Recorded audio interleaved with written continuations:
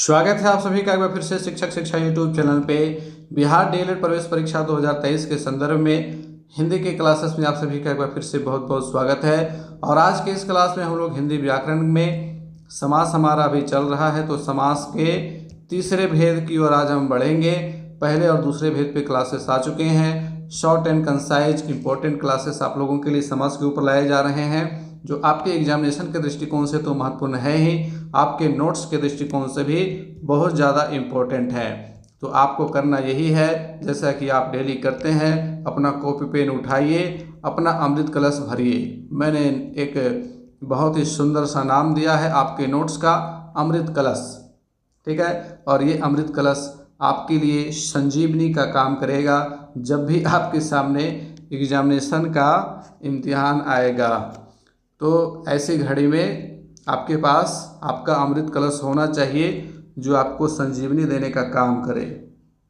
तो फिर आपको, अगर आप अभी नोट्स बना लेते हैं तो फिर आपको किसी भी यूट्यूब चैनल या किसी कोचिंग क्लासेस की ज़रूरत नहीं पड़ेगी, आपके पास आपका हथियार मौजूद रहेगा। तो आइए शुरू करेंगे। समास के तीसरे भेद को समझेंगे। पहला दूसरा तो आप लोगों ने देख ही लिया होगा, नहीं देखा है तो पहले दूसरे भेद को आपको देखना बहुत ही ज़रूरी है। तो इन दोनों क्लासेस को पहले देख लीजिएगा ताकि आपकी समझ बिल्कुल अच्छे से बन सके।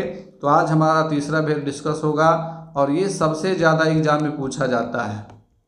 ये सबसे ज़्यादा VVI होता है, ये तत्पुरुष समास सबसे ज़्यादा पूछा जाता है। तो आज के क्लास में हम लोग डिस्कस करेंगे तत्पुरुष समास। जैसा कि हमने समझ लिया है कि समास के मुख्यतः दो पद होते हैं। पहला पद पूर्व पद कहलाता है, दूसरा पद उत्तर पद कहलाता है। और इन पदों में किसी किसी में एक पद प्रधान होता है, किसी किसी में दोनों पद प्रधान हो जाते हैं, ठीक है। ये विशेषताएं होती हैं समास के भेदों की। तो तत्पुरुष समास को हम कैसे आइडेंटिफाई करेंगे, कैसे इसको समझेंगे, ठीक है। तो तत्पुरुष समास में जैसा कि मैं एक डायग्राम पहले बना देता हूँ, तो पहले डायग्राम आप बना लीजिए, ठीक है। तत्पुरुष और इसका पूर्व पद लिखिए इधर, और इधर उत्तर पद लिखिए, ठीक है। उत्तर पद लिखिए। अब यहाँ पर क्या करना है, अब यहाँ करना ये है कि पूर्व पद हमारा जो होगा इसमें ये अप्रधान होता है, अप्रधान, इसकी प्रमुखता नहीं होती है, ठीक। प्रधान होता है आपका उत्तर पद। प्रधान कौन होता है? उत्तर पद प्रधान होता है, ठीक है।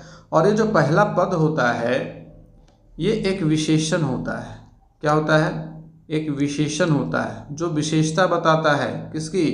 विशेष्य की विशेषता बताता है। और विशेष्य हमारा क्या होता है? विशेष्य हमारा होता है संज्ञा, ठीक। अब इस डायग्राम को आपको अपने दिमाग में बैठा लेना है। अब आइए इसकी परिभाषा समझ लेते हैं कि तत्पुरुष समास कहते किसे हैं, ठीक। तो तत्पुरुष समास में लिखेंगे कि जिस समास का उत्तर पद, उत्तर मतलब बाद वाला पद, ठीक है, उत्तर पद प्रधान हो, उत्तर पद प्रधान हो, तथा दोनों पदों के बीच कारक चिन्हों का लोप हो, मतलब गायब हो, लुप्त हो, लोप हो, उसे तत्पुरुष समास कहते हैं, उसे तत्पुरुष समास कहते हैं, ठीक है। तत्पुरुष समास कहते हैं। अब यहाँ कुछ स्टूडेंट का सवाल होगा कि सर कारक चिन्ह क्या है? तो कारक आपने पढ़ा होगा, कर्ता ने कर्म को करण से, संप्रदान को के लिए अपादान से, है ना। तो ये कारक के विभक्तियाँ हैं, कारक की विभक्तियाँ हैं, और कारक की कुल 8 विभक्तियाँ होती हैं। तो कारक की विभक्तियों के अनुसार ही तत्पुरुष के भी भेद हैं। तो एक नज़र सबसे पहले डालेंगे कारक की विभक्तियों के ऊपर, ठीक है। कारक की विभक्तियों को अगर आप याद रखते हैं तो आप आसानी से तत्पुरुष के भेद को याद कर लीजिएगा, ठीक है। कारक की विभक्तियाँ, और इसमें पहला है कर्ता ने, चिन्ह इसका ने होता है। कर्ता ने कर्म को, तीसरा करण से, और ये से किसके अर्थ में होता है? साथ के अर्थ में। ठीक है, साथ के अर्थ में। जैसे मैं कलम से पत्र लिखता हूँ तो कलम हमारे हाथ में होगी तभी लिख पाएंगे। ठीक। चौथी विभक्ति क्या है? संप्रदान। संप्रदान को या के लिए, संप्रदान को या के लिए। ठीक। पांचवी विभक्ति क्या है? पांचवी विभक्ति है आपादान। आपादान से, और यहाँ पे ये जो से है ये अलगाव का अर्थ रखती है। ठीक है, जैसे पेड़ से पत्ते गिरते हैं तो पेड़ से पत्ते अलग हो रहे हैं। छठी विभक्ति आपकी है संबंध। संबंध का, के, की या रा, रे, री। जैसे उसका, उसके, उसकी, उनकी, है ना, मेरा, तुम्हारे, तुम्हारी। इस प्रकार से संबंध कारक के जो चिन्ह हैं वो प्रदर्शित होते हैं। सातवीं विभक्ति है अधिकरण, और अधिकरण का जो चिन्ह होता है वो होता है में या पर। ठीक है, में या पर। वह गांव में रहता है तो गांव में, यहाँ में अधिकरण कारक होगा। आठवीं विभक्ति जो है वो होती है संबोधन। संबोधन, संबोधन को हम लोग क्या चिन्ह देते हैं? हे, हो, रे, अजी, है ना। जिस प्रकार से हम किसी को संबोधित करके बुलाते हैं तो वो सभी संबोधन में आ जाता है। अब यहाँ पे ये ध्यान देंगे कि कारक की जो ये 8 विभक्तियाँ हैं, इन 8 विभक्तियों में से आप कर्ता को हटा दीजिए और संबोधन को हटा दीजिए, क्योंकि ये दोनों ही प्रथमा विभक्ति में होती हैं और प्रथमा विभक्ति तत्पुरुष समास का भेद नहीं होता है। बाकी सभी विभक्तियां जो हैं वो तत्पुरुष समास के भेद के अंतर्गत आती हैं। तो इस प्रकार से कर्म तत्पुरुष, करण तत्पुरुष, संप्रदान तत्पुरुष, अपादान तत्पुरुष, संबंध तत्पुरुष और अधिकरण तत्पुरुष, कुल मिलाकर के 6 तत्पुरुष के भेद हो जाते हैं। ठीक है, तो इसको याद रखना है। यदि आप इसको याद रखते हैं तो आपको ऑटोमेटिक तत्पुरुष समास के सभी भेद याद हो जाएंगे। ठीक है, तो चलिए अब हम बढ़ेंगे तत्पुरुष समास में आगे की ओर और तत्पुरुष समास के प्रत्येक भेद से उसके कॉन्सेप्ट को समझते चलेंगे और बहुत सारे उदाहरण को भी लेते चलेंगे, और जितने भी एग्जाम्पल हम देंगे वो सभी आपके एग्जामिनेशन के दृष्टिकोण से काफ़ी ज़्यादा महत्वपूर्ण होने वाले हैं। तो एक एक एग्जाम्पल को आप लोग नोट करते चलिएगा, एक भी पॉइंट मिस नहीं होना चाहिए। याद रखिएगा, आपको कारक की विभक्तियाँ याद रहेंगी तो तत्पुरुष के भेद भी ऑटोमेटिक याद हो जाएंगे। ठीक है, तो तत्पुरुष समास के कुल 6 भेद हैं। अब देखिए, तत्पुरुष समास को समझने के लिए कुछ उदाहरण हम लेते हैं, और उदाहरण हम इस प्रकार से लेंगे। जैसे हम लिखते हैं गगन को चूमने वाला, गगन को चूमने वाला। अब ये बड़ा लंबा सा वाक्य हो जाता है। इसके लिए हमको चाहिए एक ऐसा शब्द जो कंसाइज रूप से, संक्षिप्त रूप से इसके अर्थ को बिल्कुल प्रकट कर दे। तो इसके लिए हम लोग क्या लिखते हैं? गगनचुंबी। क्या लिखते हैं? गगनचुंबी। तो ये जो गगनचुंबी हमारा है ये समस्त पद है। ये क्या है? समस्त पद है। और जैसे ही ये समस्त पद हो गया तो ये समास के अंदर चला आएगा, और जब हम समास के भेदों की बात करेंगे तो ये तत्पुरुष समास में आएगा। ठीक है, क्यों? क्योंकि यहाँ पर कारक का एक चिन्ह है को। ठीक है, ये को छुपा हुआ है, और चूंकि को कर्म का चिन्ह होता है इसलिए यह कर्म तत्पुरुष कहलाएगा। कौन सा तत्पुरुष कहलाएगा? तो कर्म तत्पुरुष कहलाएगा। ठीक, इसी प्रकार से एक और एग्जाम्पल लेते हैं। चिड़िया को मारने वाला। चिड़िया को मारने वाला। अब यहाँ पर देखिए, इसको हम लोग क्या लिखते हैं? चिड़ीमार। चिड़ीमार। ठीक है, तो ये चिड़ीमार क्या हो गया? ये भी आपका कर्म तत्पुरुष हो गया। ठीक है, कर्म तत्पुरुष हो गया। इसी प्रकार से इसमें और एग्जाम्पल ले सकते हैं। जेब को कतरने वाला। जेब को कतरने वाला। क्या इसको कहते हैं, जेब कतरा कहते हैं। ठीक है, जेब कतरा कहते हैं। तो ये भी कर्म तत्पुरुष के अंतर्गत आएगा। ठीक है, तो इस प्रकार से हम तत्पुरुष की पहचान करेंगे पहले भेद में कर्म तत्पुरुष को। इसके बाद दूसरा भेद हमारा जो है करण तत्पुरुष है ना। तो करण तत्पुरुष में बहुत सारे उदाहरण आपको मिल जाएंगे।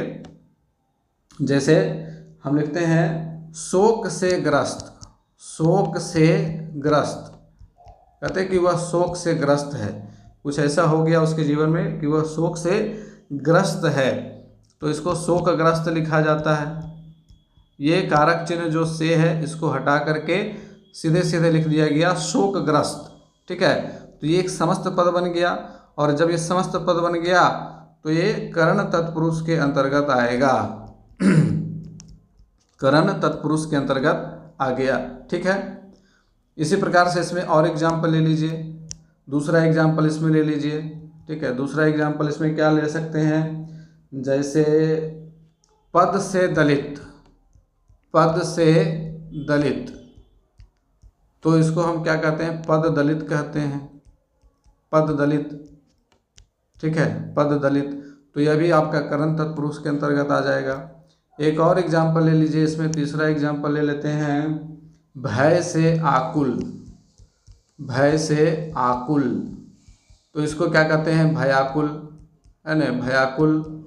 तो ये भयाकुल आप जहाँ देखिएगा तो ये क्या हो जाएगा, करण तत्पुरुष हो जाएगा। ठीक है, करुणा से पूर्ण, करुणा से पूर्ण, तो ये क्या हो जाता है, करुणापूर्ण। ठीक है, इसका हम समस्त पद क्या बनाते हैं, करुणापूर्ण बनाते हैं, तो ये क्या हो गया, करण तत्पुरुष हो गया। आइए अब तीसरा इसका भेद ले लेते हैं। तत्पुरुष का तीसरा भेद क्या हो जाएगा, कर्ता ने कर्म को करण से संप्रदान, तो संप्रदान इसका जो है तीसरा भेद हो जाएगा, संप्रदान तत्पुरुष। ठीक है, तो संप्रदान तत्पुरुष में क्या क्या आएगा, तो संप्रदान तत्पुरुष में इसके बीच होना चाहिए के लिए चिन्ह छुपा होना चाहिए। ठीक है, तो जैसे इसमें हम लोग लिखते हैं रसोई के लिए घर, रसोई के लिए घर बराबर रसोई घर। ठीक है, तो रसोई के लिए यहाँ पर कौन सा कारक का चिन्ह छुपा हुआ है, के लिए छुपा हुआ है, तो रसोई घर कौन सा तत्पुरुष होगा, तो संप्रदान तत्पुरुष होगा। इसी प्रकार से आप ले लीजिए स्नान के लिए घर, तो स्नाना घर हो जाता है, स्नान घर हो जाता है। ठीक है, तो स्नान घर। इसी प्रकार से और भी एग्जाम्पल हैं, प्रयोग के लिए शाला। ठीक है, प्रयोग के लिए शाला, शाला का मतलब घर ही होता है ना, पाठशाला, तो प्रयोग के लिए शाला का क्या हो जाएगा, समस्त पद प्रयोगशाला। तो प्रयोगशाला कैसा समास होगा, संप्रदान समास, तत्पुरुष समास हो जाएगा। ठीक है, परीक्षा के लिए भवन, तो परीक्षा भवन हम लोग कहते हैं, परीक्षा भवन कहते हैं, परीक्षा के लिए भवन। ठीक है, इसी प्रकार हाथ के लिए कड़ी, हथकड़ी, ये आपको एग्जाम में भी पूछा जाता है बहुत बार कि हथकड़ी कौन सा समास है।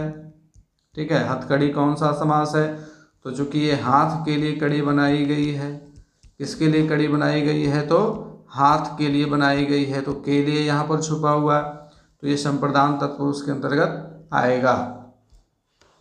अब आ जाइए चौथे भेद, तत्पुरुष के चौथे भेद जो कि है हमारा आपादान तत्पुरुष, है ना, आपादान तत्पुरुष। और आपादान तत्पुरुष चूँकि आपादान का चिन्ह क्या है, से, और ये अलगाव के अर्थ में है, तो वैसा यहाँ पर एग्जाम्पल होगा जहाँ अलगाव की भावना होगी। तो अलगाव की भावना में एग्जाम्पल ले लीजिए, धन से हीन, धन से हीन कहते हैं, धन से हीन हो गया।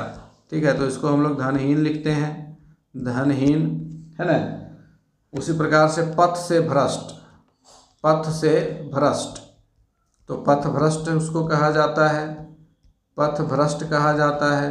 तो यहाँ पर से का अर्थ हो रहा है अलगाव। ठीक है, पथ से अलग हो गया, धन से अलग हो गया। तो इस प्रकार का जब हम समस्त पद देखेंगे तो उसको आपादान तत्पुरुष के अंतर्गत रखेंगे। ठीक है, इसी प्रकार से और भी एग्जाम्पल हैं, गुण से हीन, गुण से हीन क्या कहेंगे हम लोग, गुणहीन, क्या कहेंगे, गुणहीन। तो ये गुणहीन कैसा हो गया, अपादान तत्पुरुष के अंतर्गत चला आएगा, है ना। उसी प्रकार से एक उदाहरण दिया हुआ है पदच्युत। बताइए कौन सा समास होगा। तो पद से च्युत मतलब पद से हटा दिया गया, पद से हटा दिया गया, ठीक है। तो ये भी आपादान तत्पुरुष के अंतर्गत आ जाएगा। उसी प्रकार से देश से जब निकाला दे दिया जाता है तो देश निकाला उसको कहते हैं, तो वह भी किस में चला जाएगा, आपादान तत्पुरुष में चला जाएगा। तो यहाँ पर आपका चौथा भेद यहाँ कंप्लीट हो गया तत्पुरुष का। आइए पांचवा तत्पुरुष समास लेंगे। पांचवा तत्पुरुष समास हमारा कौन सा हो जाएगा, संबंध, है ना। पांचवें भेद के रूप में संबंध आ जाएगा। तो संबंध तत्पुरुष में क्या होगा, चूँकि हम लोग जानते हैं कि संबंध तत्पुरुष का जो संबंध कारक का जो चिन्ह है वो क्या है, का, के, की, रा, रे, री, है ना। तो अब यहाँ पर जो भी हमारा समास होगा उसके अंतर्गत ये सारे चिन्ह छुपे हुए होंगे, ठीक है। जैसे उदाहरण लेते चलेंगे। पहला उदाहरण ले लेते हैं, राजा का पुत्र। राजा का पुत्र क्या कहलाता है, राजपुत्र कहलाता है, ठीक, राजपुत्र कहलाया। तो यहाँ पर का चिन्ह छुपा हुआ है। एक और एग्जाम्पल ले लीजिए, राजा की कन्या भी कह सकते हैं, राजकन्या, राजा की कन्या, राजकन्या, सॉरी, राजकन्या। तो यहाँ भी देखिए की छुपा हुआ है ना। और भी एग्जाम्पल ले सकते हैं इसमें। तीसरा एग्जाम्पल ले लीजिए, दूसरों के अधीन या पर के अधीन भी इसको कहते हैं, दूसरों के अधीन या पर के अधीन। तो इसके लिए एक शब्द बनाते हैं, समस्त पद क्या बनाते हैं, पराधीन, ठीक है, पराधीन।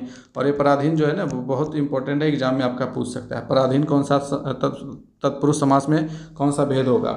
तो पर के अधीन, यहाँ के आ गया तो संबंध तत्पुरुष इसको लिखेंगे, ठीक है, संबंध तत्पुरुष, ठीक। एक और एग्जाम्पल ले लीजिए इसमें, चौथा एग्जाम्पल देश की रक्षा। तो देश रक्षा, ठीक है, देश की रक्षा, तो देश रक्षा ये भी आ जाएगा आपका तत्पुरुष समास में। एक और एग्जाम्पल ले लीजिए, शिव का आलय। शिव का आलय क्या होता है, शिवालय, ठीक है। यहाँ मैं विग्रह पहले बता दे रहा हूँ तो ये आसान हो जा रहा है ना। अब जैसे रहेगा गृह स्वामी, पूछेगा आपसे ये कौन सा समास है, गृह स्वामी। तो गृह का स्वामी, ठीक है, गृह का स्वामी ये तत्पुरुष समास होगा और वो भी संबंध तत्पुरुष का, ठीक है। विद्या का सागर, विद्या सागर, तो ये भी तत्पुरुष समास में आ जाएगा, संबंध तत्पुरुष में आ जाएगा। तो ये हो गया पांचवा आपका कंप्लीट। अब आइए आखिरी छठा है आपका अधिकरण तत्पुरुष, है ना, अधिकरण तत्पुरुष। और चूंकि अधिकरण का चिन्ह क्या है, में या पर, में या पर, तो इसमें में या पर छुपा हुआ रहेगा, ठीक है। जैसे हम कहते हैं पुरुषोत्तम, इस बार विग्रह पहले मैं नहीं बताऊँ, पुरुषोत्तम, तो इसका जब विग्रह करेंगे तो क्या होगा, पुरुषों में उत्तम, पुरुषों में उत्तम, ठीक है। तो यहाँ पे में छुपा हुआ है, ठीक है। कवि श्रेष्ठ, कवि श्रेष्ठ, कवियों में श्रेष्ठ, कवि श्रेष्ठ कालिदास को कहा जाता है।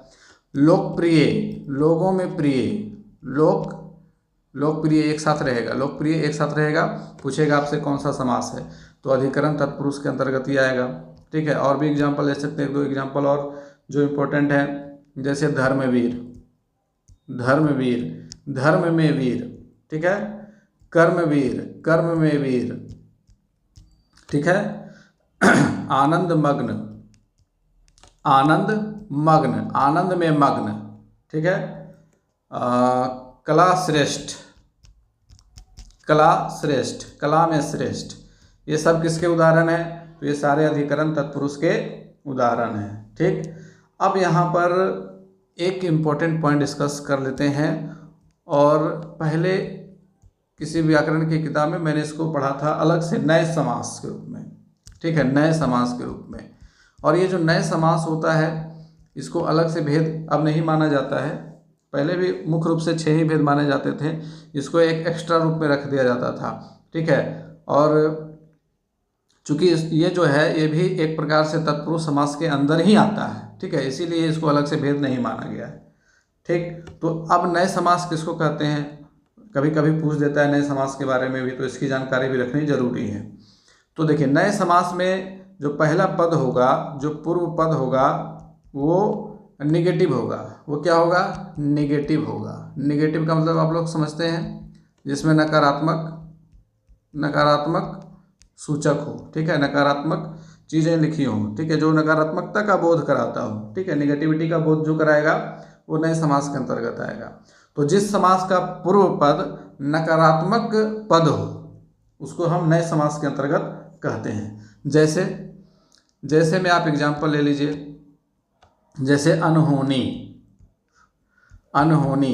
ठीक है, यहाँ अन लगा हुआ है, ठीक। अनिष्ट, ठीक है, जो अच्छा नहीं हो, अनिष्ट। उसी प्रकार से नापसंद, जो पसंद नहीं हो, शुरू में ना लग गया, शुरू में अन लग गया, शुरू में अ लग गया, ठीक है, जो नेगेटिविटी को प्रदर्शित कर रहा है, जो नकारात्मकता को प्रदर्शित कर रहा है, ठीक है। नालायक, अब पूछ दे कि नालायक कौन सा समास है, तो नए समास है, ठीक है। कौन सा समास है?